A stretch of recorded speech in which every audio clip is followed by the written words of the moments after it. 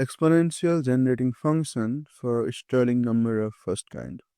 So recently I've been making quite a few videos on the Stirling numbers, right? And this is another video on the same series. I guess you guys know about the exponential generating function, right? So for any f of n, its exponential generating function will just be sum from n equals to 0 to infinity of f of n x to the power n by n factorial, right? And about Stirling number of first kind, I have already introduced this in one of my previous videos. I will just link that in description. And here, I will directly begin with the recurrence relation of Stirling number of first kind. Okay, the recurrence relation, which can also act as a definition actually, is that this n k is equals to n minus 1, n minus 1 k plus n minus 1 k minus 1. And some other definitions for this one is that 0, 0 is 1 and 0 is 0. Like this n k is 0 if k is greater than n or k is less than 0. Maybe there are some more, but yeah, okay. These are the ones which are important, okay? So let's proceed. Now, what do we do? So first of all, we multiply every terms by x to the power n by n factorial, right? N minus 1, n minus 1 k x to the power n by n factorial plus n minus 1 k minus 1 x to the power n by n factorial. Now we sum this whole thing from n equals to 0 to infinity and k x to the power n by n factorial sum from n equals to 0 to infinity n minus 1 n minus 1 k x to the power n by n factorial plus sum from n equals to 0 to infinity n minus 1 k minus 1 x to the power n by n factorial. Okay. After this, what immediately comes to my mind is use this n minus 1 to basically break this into two terms. Also, let me define this term that we are trying to find a closed form, this thing, as f of x comma k, right? It's only function of x and k. Let me write that so that it's easier. X comma k.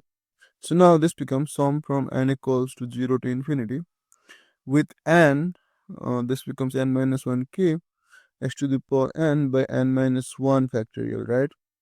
And with minus 1, this becomes sum from n equals to 0 to infinity n minus 1 k x to the power n by n factorial, right? And then this last sum from n equals to 0 to infinity of n minus 1 k minus 1 x to the power n by n factorial, right? Okay. Now in this first sum, if I take x common, I will just have sum from n equals to 0 to infinity of n minus 1 k x to the power n minus 1 by n minus 1 factorial, right? And for the rest of them, I cannot really do anything. Except if we differentiate, this also becomes like n minus 1 k and then x to the power n minus 1 factorial, where, yeah, we'll do that later on. Sum from n equals to 0 to infinity or n minus 1 k minus 1 x to the power n by n factorial, right? Over here, notice that at n equals to 0, like it's n minus 1 is just minus 1 minus 1 minus 1, so minus 1 factorial is just infinity, and then that makes it 0 also. It's not really defined, so we can just say that to be 0, right? And when n equals to 1, like all of these are basically just now 0 0 0, right? So basically this thing over here can equally be written as, okay, so first of all you can write this as the sum going from okay, what you can do is, okay, at n equals to 1, all these so the behavior of n equals to 0, right? At n equals to 2, this will behavior of n equals to 1, right? So essentially all the n from 0 to infinity are being captured, even though there's this one extra term which is like which doesn't really give appropriate results, and that is defined to be 0, but all the other terms of this sum are being captured, right? So this can also be said to be f of x comma k, that's right. And then x is equals to, this is f of x comma k again, and the rest of the terms we will write as it is. Okay, I see. I think what you are getting, what I'm trying to say over there, by saying that uh, all these n minus 1 also capture the same terms.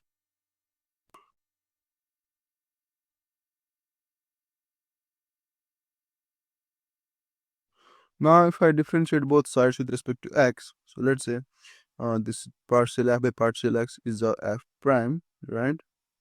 If we define that way, now f prime of x comma k will just be, now this is f of x comma k plus x times f prime x comma k, right? I'm using product rule. Over here, if I differentiate with respect to x, this n just comes in front, and then that n cancels with n factorial to give n minus 1 factorial, right? So that becomes 0 to infinity n minus 1 k, and then x to the power n minus 1 by n minus 1 factorial, plus this becomes sum from n equals to 0 to infinity n minus 1 k minus 1, and then this becomes x to the power n minus 1 by n minus 1 factorial, right? Okay, so this becomes f prime x comma k is equals to f of x comma k plus x f prime x comma k, right? And now this becomes minus, again it's the same thing over here, at n equals to 0 it becomes undefined, but like at n equals to 1, this n minus 1 so behavior of 0, at n equals to 2, this n minus 1 so behavior of 1, so all the terms are again being captured. So it's just f of x comma k, and over here this is f of x comma k minus 1, right? Because here's k minus 1 instead of k. Okay, now nicely these two terms cancel out, and that's a huge blessing for us, right? And then I can also write this as f prime x comma k. I can take this to the other side, and we will have 1 minus x is equals to f of x comma k minus 1, right? And then we have f prime x comma k is equals to f of x comma k minus 1 by 1 minus x, right? And now if you notice that here, let me from this definition, from our definition of f of x comma k being sum from n equals to 0 to infinity of n k x to the power n by n factorial, we will have f of 0 comma k when x is 0, right? Okay, this is when x is 0, this is just gonna be um okay, 0 if k is not equals to 0. Okay, so basically like every term should of course be 0, but when n equals to 0, this 0 to the power 0 is 1, right? And if k is also 0, then like this 0 0 0, this, okay, what I mean is if k is 0, all the other terms are going to be 0, but the first term 0 0 is going to be 1, right? Also 0 to the power 0 is 1, so this term is going to be 1. So when k equals to 0, it's gonna be 1, right? But k cannot really be 0, because in our reconciliation we are using this k minus 1, right? So to make all these valids, which don't really allow here k to be 0, so that's why we can actually say that this thing over here is just 0 for all practical purposes. So using this, if I integrate from, let's say, 0 to t, right, of x comma k dx, we here also, if I integrate, okay, now let me make some notations so that it's helpful later on. Let me write this as, okay, so we have x comma k, right? So now I will write this as f of, okay, integral from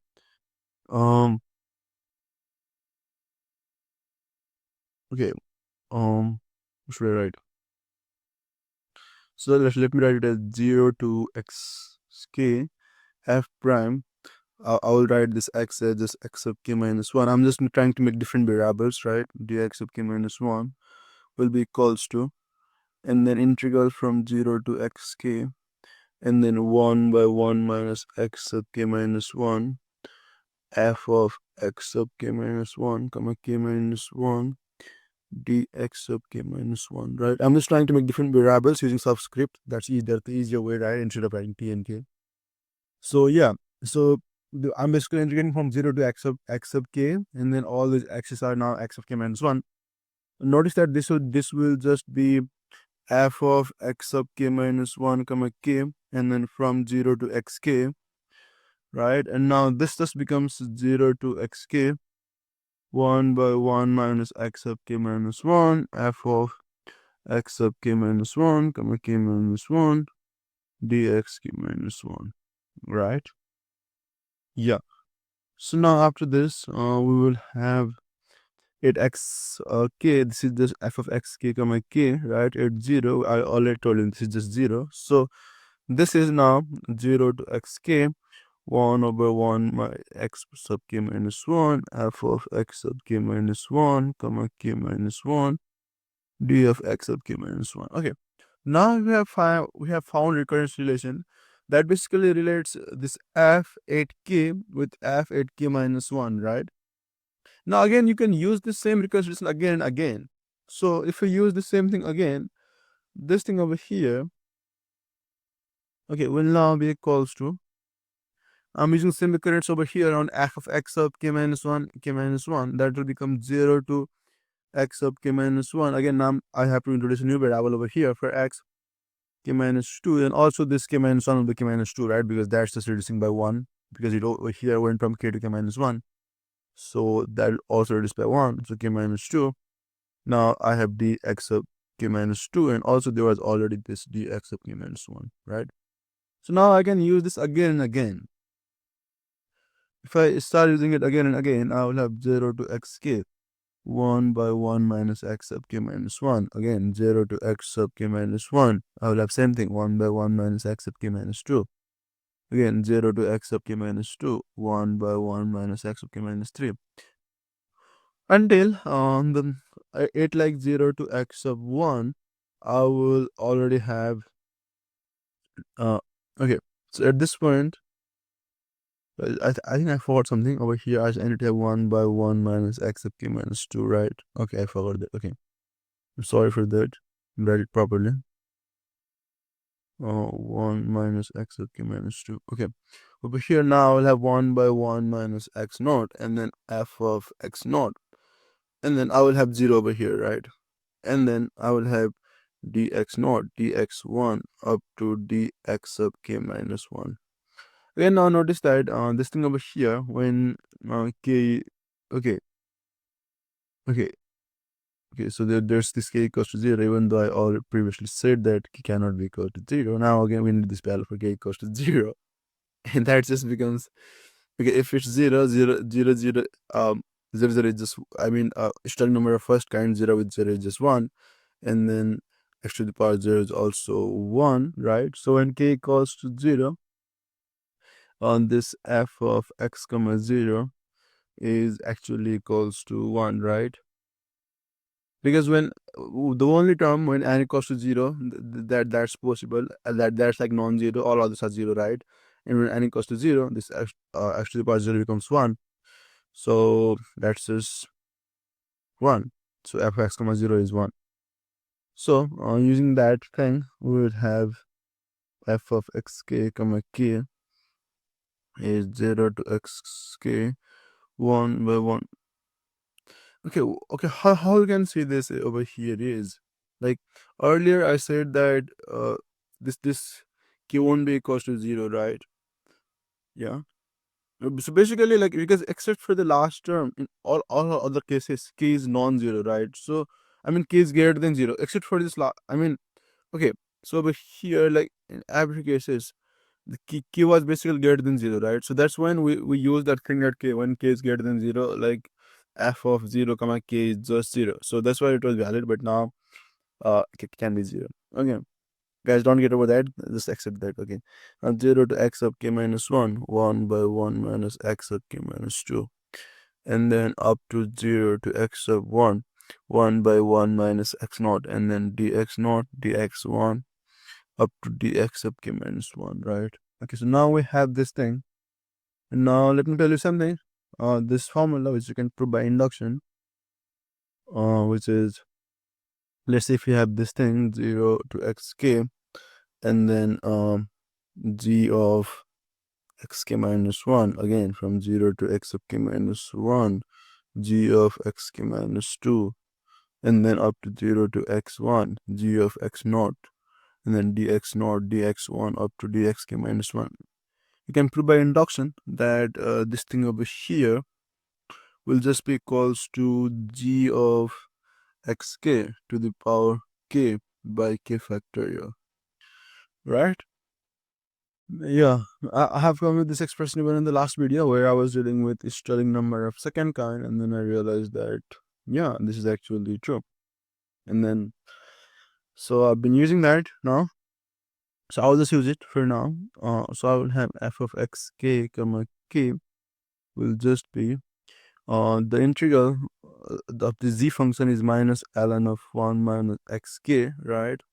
And then to the power k by k factorial, and that is the answer.